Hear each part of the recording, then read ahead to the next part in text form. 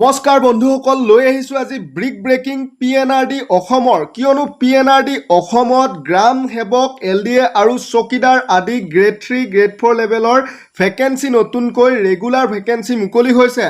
আনহাতে যদি আপোনালোকে পঞ্চায়ত বিভাগত ফেব্ৰুৱাৰী মাৰ্চ মাহত কণ্ট্ৰেকচুৱেল 1508টা পদত এপ্লাই কৰিছিলে, পদবিলাক ইঞ্জিনিয়াৰ, গ্ৰাম ৰোজগাৰ সহায়ক, কম্পিউটাৰ এছিষ্টেণ্ট, গ্ৰাম পঞ্চায়ত কোঅৰ্ডিনেটৰ আদি আছিলে। এইসমূহ পদৰ সম্ভাব্য এক্সাম ডেটো আহি গৈছে। ছেপ্টেম্বৰ 2026ত এক্সাম হোৱাৰ প্ৰায় সম্ভাৱনা আছে। যদি আপোনালোকে এপ্লাই কৰিছিলে এই 1508টা কণ্টেক্সুৱেল পদত, তেতিয়াহ'লে এতিয়া পঢ়াহে কথা। 75 মাৰ্কছৰ যিহেতু এক্সাম হ'ব, 25 মাৰ্কছৰ যিহেতু ভাইভা হ'ব।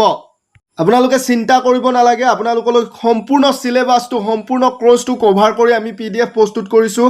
আছাম জিকে প্লাছ ইণ্ডিয়ান জিকেৰ এটা পাৰ্ট আছে, আনহাতে মেথছ কোৱান্টিটিভ এপ্টিটিউডৰ এটা পাৰ্ট আছে, আনহাতে আছে ৰিজইনিং, গোটেই চিলেবাছটো আমি ইয়াত সোমাই ৰাখিছোঁ, আনহাতে আছে ইংৰাজী আৰু আছে কম্পিউটাৰৰ টপিকখিনিও আমি ইয়াত সোমাই ৰাখিছোঁ, আনহাতে আছাম প্লাছ কাৰেণ্ট এফেয়াৰ্ছ ইয়াতো আটাইখিনি আমি দি ৰাখিছোঁ। আনহাতে ফুল আপোনালোকে মোক টেষ্ট পাব। প্ৰতিটো পাৰ্টৰ বাবে আমি প্ৰাইচ ৰাখিছোঁ 25 টকাকৈ। যিহেতু আমাৰ টোটেল 6টা পাৰ্ট হয়, 150 ৰুপিজ হয়, কিন্তু বৰ্তমান আপোনালোকে এই PDFটো কেৱল 99 ৰুপিছতে ল'ব পাৰিব বন্ধু বান্ধৱীসকল।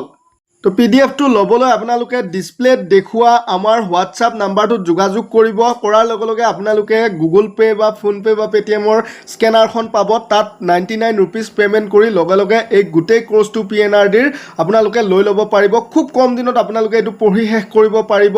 পুৰণি প্ৰশ্ন কাকত আদি বা আমাৰ যিটো এক্সামত বাৰে বাৰে আহি থকা টপিক, সেই সকলোখিনি এনালাইচিছ কৰি আমাৰ এই PDFটো প্ৰস্তুত কৰা হৈছে।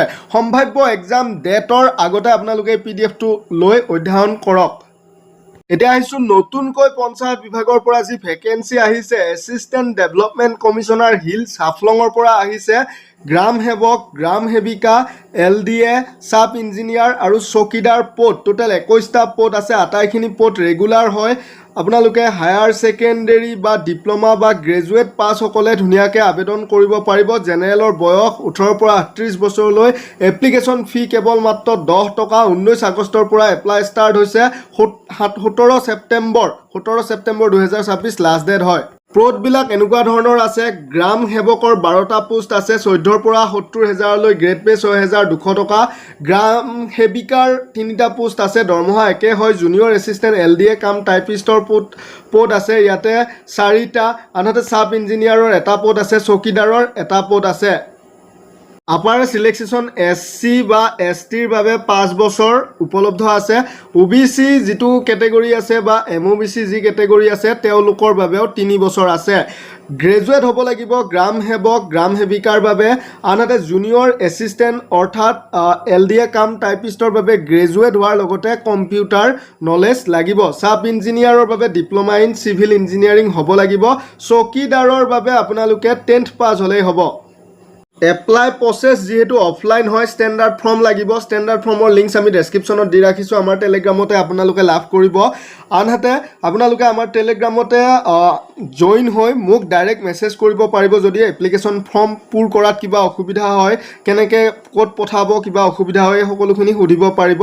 সাধাৰণতে আপোনালোকক ইনভলভ লাগিব 2টা। ইনভলভত ভৰাই ফৰ্মখন পূৰ কৰি assistant development and commissioner hills Dima Hasao Haflong Assam, এই এড্ৰেছত আপোনালোকে 17 ছেপ্টেম্বৰৰ আগতে কি কৰিব লাগিব, পঠাব লাগিব। ওচৰৰ সকলে গৈ হেণ্ডড্ৰপো কৰিব পাৰে।